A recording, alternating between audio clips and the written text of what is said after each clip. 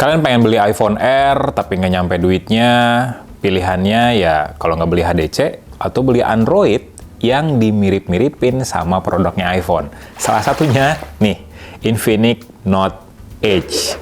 Smartphone ini tipis dan udah berjalan di OS yang baru Android 16 yang tampilannya iPhone banget.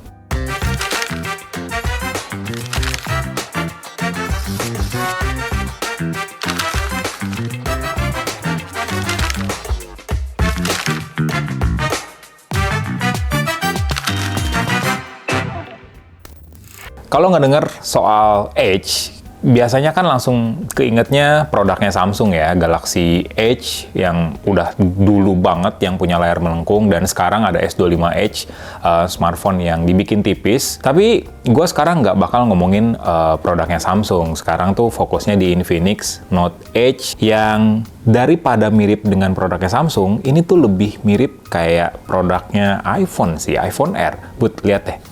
Ini nih ya. Kalau nggak percaya ya, gue liatin deh. Misal? Nih. Bodi belakangnya sih emang beda jauh ya, bentuk kameranya juga beda. Tapi beda cerita kalau ngeliatin bagian depannya. OS-nya, tampilan UI-nya beneran dibikin hampir mirip dengan iOS 26 di iPhone 17 dan iPhone R yang terbaru. Jadi Infinix Note Edge ini jadi smartphone Infinix pertama yang berjalan di XOS 16, basisnya Android 16. Tampilannya beda banget dengan XOS versi sebelumnya yang berbasis Android 15. Kita ngomongin soal ikonnya dulu deh. Pas gua buka smartphone ini terus diatur ke halaman utamanya, gua langsung lihat ini kok plek-ketiplek iOS banget ya. Di bagian bawahnya deh, di halaman utama ada bar, ini taskbar kali ya, untuk mengakses shortcut ke aplikasi favorit. Di sini ada bar transparan gitu, yang mirip banget dengan posisinya di iOS 26. Terus bentuk settings, bahkan ada fitur kayak one tap button yang animasinya mirip banget sama iOS 26. Jadi ada tombol khusus di bagian bawah sini dengan akses warna hijau yang berfungsi buat mengakses banyak aplikasi ataupun fitur bawaan di smartphone ini. Mulai dari mute kayak di silent mode gitu, terus mengakses Volex, itu AI bawaannya Infinix, one tap flash memo, open kamera, do not disturb, bahkan nyalain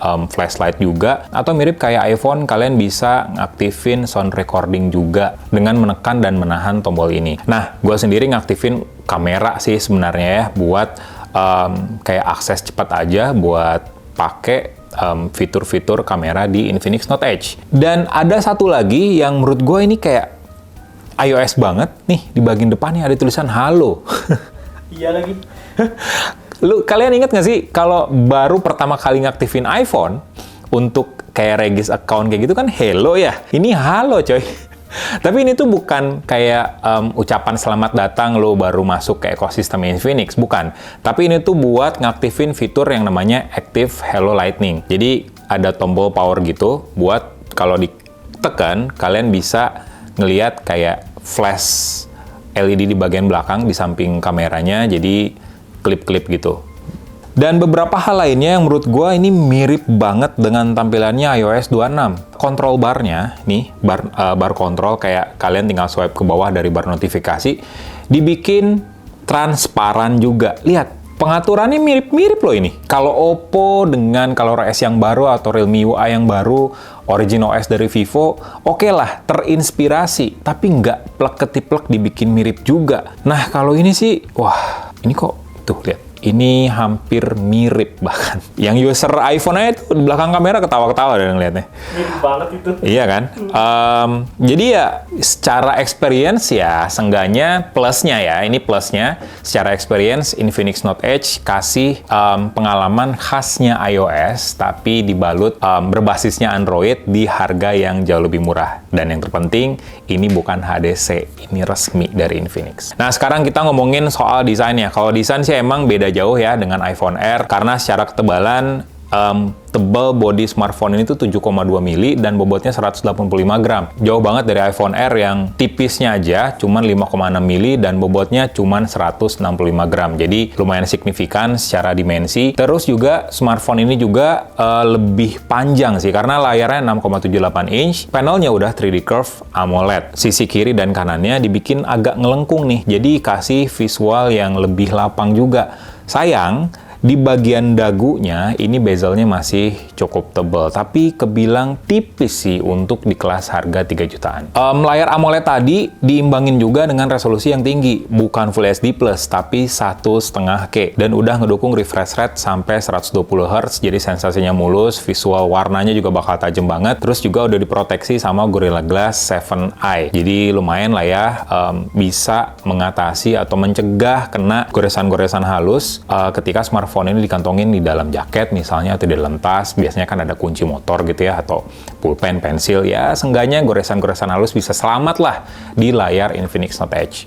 Yang menarik lagi dari smartphone ini, selain jadi yang pertama dengan XOS 16, Infinix Note Edge juga jadi yang pertama di Indonesia yang pakai prosesor MediaTek Dimensity 7100. Ini tuh chipset yang baru aja meluncur secara global. Fabrikasinya masih 6 nanometer dan disandingin sama RAM 8GB. Pastinya RAM-nya bisa di-extend secara virtual. Memorinya ya masih UFS 2.2 tapi lumayan lah ya untuk sekelas harga 3 jutaan. Terus storage-nya 256GB. Dan berkat XOS 16 juga ada beberapa fitur AI yang pastinya ada Volex AI di sini. Terus juga kalian bisa masuk ke bagian Infinix AI. Di sini ada kayak kumpulan fitur-fitur AI yang dibawa oleh Note Edge.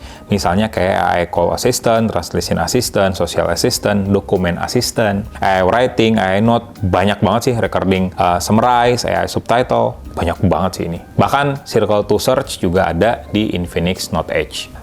Meskipun di bagian sini ada dua kamera ya, kayak ada dua lensa kamera, tapi yang dimasukin ke tabel spesifikasi resmi Infinix Note Edge itu yang diliatin ya speknya, kamera utamanya itu 50 megapiksel. Paling yang di bawahnya ini biasanya sih AI lens yang gue sendiri nggak tahu gunanya apa, tapi 50 megapiksel ini udah bagus banget sebenarnya secara resolusi. Terus untuk menangkap momen di cahaya yang redup juga lumayan oke, karena bukan lensanya udah f1.8, jadi lumayan sensitif terhadap cahaya juga. Terus ada fitur live photo juga di sini, jadi kalian bisa nangkep momen beberapa detik, momen sebelum gambarnya diambil itu dibikin kayak video pendek gitu. Terus juga ada super night buat foto malam yang hasilnya bakal jadi lebih terang. Terus di bagian depan ada kamera selfie 13 megapiksel.